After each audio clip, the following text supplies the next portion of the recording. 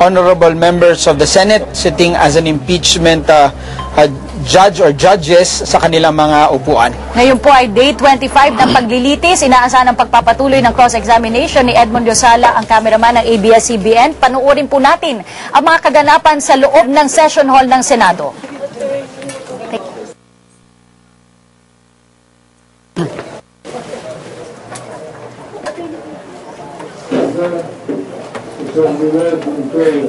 Senator Alan Peter S. Cayetano, the Minority Floor Leader. Proverbs 3:21-26. My child, don't lose sight of common sense and discernment. Hang on to them, for they will refresh your soul. They are like jewels on a necklace. They keep you safe on your way, and your feet will not stumble. You can go to bed without fear. You will lie down and sleep soundly. You need not be afraid of sudden disaster or destruction that comes upon the wicked. For the Lord is your security. He will keep your foot from being caught in a trap. Diyos naming Ama, hiningi po namin sa inyo ngayon ang inyong patnubay, ang inyong pagmamahal sa amin. Hinihingi po namin na sa lahat ng aming gagawin ay umiral po ang hustisya at ang common sense. Mahirap palahong humusga, mahirap palahong maging wes, lalo na kapag ka ang hinuhusgahan ay ang pinakamataas na wes sa aming bansa. Lalo na po kapag ka yung balanse ng mga institusyon at ng gobyerno ang tinitignan. Lord, we ask you to give us immense wisdom, Lord. Lord, na wag mawala sa amin yung 10 milyong Pilipinong nasa ibang bansa.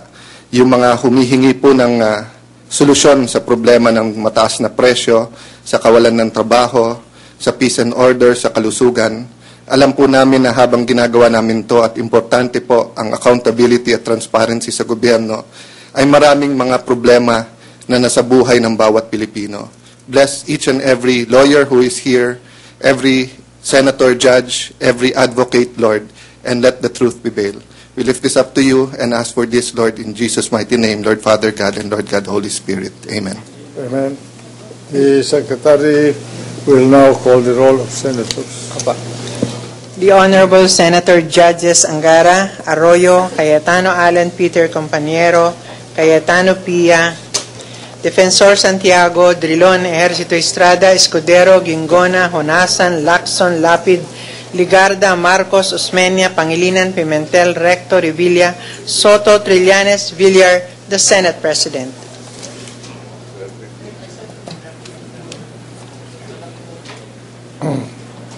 With 15 senator judges present, the chair declares the presiding officer declares the presence of a quorum. Majority Floor Leader. Mr. President, may I ask the Sergeant at Arms to make the proclamation? The Sergeant at Arms is directed to make the proclamation.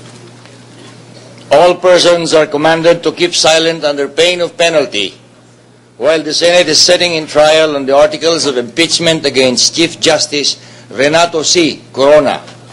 Majority Floor Leader. Mr. President, I move that we dispense with the reading of the February 27, 2012 Journal of the Senate sitting as an impeachment court and consider the same as approved. Is there any objection? The chair hears none.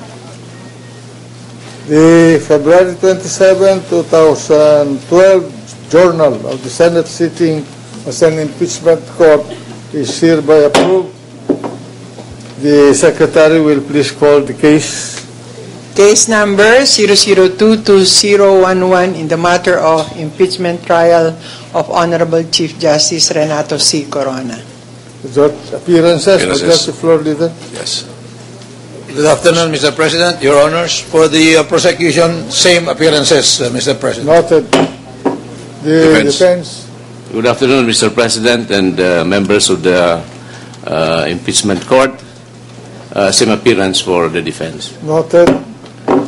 Mr. President. Majority Floor Leader. Yes, for our business for the day, we are in the continuation of the cross-examination by the defense on Mr. Edmond Losala, cameraman of ABS-CBN. If Your Honor, please, may I address the court. The gentleman from the defense. Yes, Honor. As you would see, Your Honor, hardly is the table for the defense field. Most of our lawyers are stuck in traffic, and I understand that our chief defense counsel is on his way. And so, if it is permissible, may we request for a second call? If not, Your Honor, please would move for continuing. How long do you think will take him to reach the court? Maybe an hour, Your Honor. Within an hour? What's the pleasure of the prosecution? We have no objection as to the request for second call, Your Honor. For 1 hour. Not more than 1 hour. Thank you, Your Honor. And we will resume if once the Chief Defense Counsel is in the courtroom. Mr. President, before you bang the gavel, Yes? may I ask for a 1-minute suspension, Mr. President? Session suspended for 1 minute. Tumayo po yung isang abogado ng depensa at naghumingi po ng oras para makarating ang kanilang hepe ng depensa. Mukhang si Associate Justice Cuevas ay na-traffic at mukhang napaka-traffic ng araw ito, Cathy. Tama ka dyan, Mark. Sarado na po itong kahabaan, bahagi ng kahabaan ng Rojas Boulevard dahil sa inaasahang malakihang prayer rally na isinasagawa nitong Iglesia ni Cristo. Ito ay mamayang alas 5 pa, Mark, gaganapin sa Quirino Grandstand. Ngunit ngayon pa lamang o kaninang umaga pa lamang, papunta natin dito sa Senado, ay talagang mabigat na ang daloy ng trapiko sa paligid ng GSIS building kung saan tayo naroroon at maging sa EDSA ay balita ko ay nagsisikip na ang daloy ng trapiko. Kaya ito nga kinokonsidera ang isang oras na pag-move nitong pag-uumpisa ng impeachment trial. At ito pong nagaganap nga ngayon sa Quirino Grandstand ay gathering po ng Iglesia ni Cristo at ang sabi po nila, pinagdadasal din po nila ang ating bansa. At siyempre sana itong resulta ng impeachment trial na ito ay magiging katanggap-tanggap sa ating mga kababayan kung ano man ang magiging resulta nito at something that can bless the Philippines. Kumbaga. Para lang maintindihan ng ating mga manonood itong kung bakit napakalaking time ang maaaring ibigay ng Senado para antayin itong pagdating ng iba't iba pang mga lawyers na involved dito. Kasi Mark, mula Quezon Avenue patungo dito hanggang sa Rojas Boulevard ay talagang halos hindi na gumagalaw itong daloy ng trapiko. 2 million ang inaasahan, 2 million members ang inaasahan na dumalo dito sa prayer rally nito na gaganapin sa Quirino Grandstand at hindi lang ito dito sa Metro Manila gaganapin, Mark. 18 points all over the country. That's right. Ang gaganapin itong malakihang pagtitipon na ito ng Iglesia ni Cristo. Ang traffic na ito, Cathy, hindi lamang sa EDSA, kundi buong Metro Manila na apektado na po ang daloy ng trapiko at ito yung mga panahon na kung saan dapat tayo ay magpasensya at dapat magbigay po talaga ng space for them. At ito nga kasama naman natin na ngayon isa sa mga tagapagsalita ng Depensa, Attorney Karen Jimeno. Ay, magandang hapon. Attorney Karen, na-late nga po si Justice Cuevas. Wala bang planong humalili yung ibang mga abogado o talaga nakalatag na sa puto ito si Justice Cuevas lang at walang ibang abogado pwedeng humawak? Siguro yung naging problema dito, ang nagsimula nga ng cross-examination ay si Justice Cuevas. At siya humingi ng continuance para ipagpatuloy yung pag-cross-examine. So, mahirap na bigla na lang siyang palitan ng abogado dahil ang intensyon talaga siya yung magtutuloy. So, kung papalitan natin siya ng bigla-biglaan, hindi natin alam kung ano yung gusto niyang pagpatuloy sana na line of questioning, 'di ba? Yung kung ano yung iniisip niya kung bakit meron pa siyang mga gustong itanong. Kaya hindi basta-basta pwede na lang siya palitan dahil yung intention naman talaga ay dadating siya ngayon na stuck lang bigla sa traffic. At Mark, kasama pa rin natin ang ating legal expert, Attorney Jen Atienza. Magandang hapon and welcome back. Good afternoon, Cathy. Good afternoon, Mark. Welcome back. Attorney Jen, kahapon ay tinanong ko sa prosekusyon kung plano nilang i-pursue itong pagpapadala ng written interrogatory dito sa kay Justice Sereno. At sabi po ni Congressman Daza ay hindi na daw. Ano po ba masasabi niyo dito? Pwede pa po ba talagang i-pursue ito kahit na winidraw na ng proposal ng Senator Judge? Unang-una, no, itong prerogative na ito, itong remedy na ito, yung modes of discovery na tinatawag, dapat yan manggagaling doon sa partido kung saan sila yung merong witness na tinatawag. Ngayon, dapat, siguro may karapatan din yung prosecution na sana i-pursue nila. Pero we don't know kung ano yung iniisip man nila, kung bakit hindi nila pinursue itong remedy na ito, no, para magkaroon ng modes of discovery. But just the same, hindi rin natin dapat kasi iasa sa mga mahistrado kung ano man yung ating mga remedies na tinatawag. So, we don't know what they're thinking right now. We don't know kung ano yung kanilang plano tungkol sa pagsulong nitong prosecution na to. Attorney Karen, sa Amerika, during the impeachment of President Clinton, si President Clinton ay nag-testify through a video. Kung naganap yun sa Amerika, pwede naman pong maging parang jurisprudence na rin for impeachment purposes yung naganap sa Amerika dahil bago nga pong impeachment sa atin. Bakit hindi dapat ipatawag si Justice Sereno? Magkaiba kasi to, no? Una-una yung sinasabi mo na video, yung testimony by video, hindi pa to nagagawa sa atin. Ang alam ko, ito yung isang bagay na ginagawa lamang so far na pwede pagka sa mga bata, 'di ba, na witness at saka or kung sila yung biktima.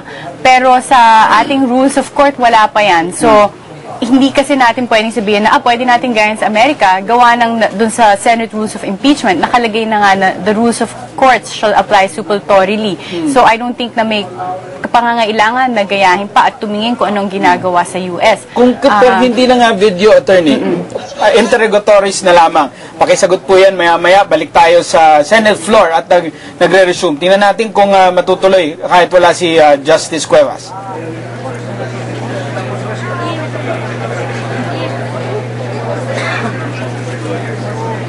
Nag-uusap po ang Majority Leader Soto at ating Presiding Officer, Senate President Enrile, at pag-uusapan nila kung paano po ang gagawin dahil wala nga po yung lead counsel ng depensa na traffic po. Biruin niyo mo yun? Na traffic. At Mark, no, gaya nga ng nasabi ni Attorney Karen Jimeno.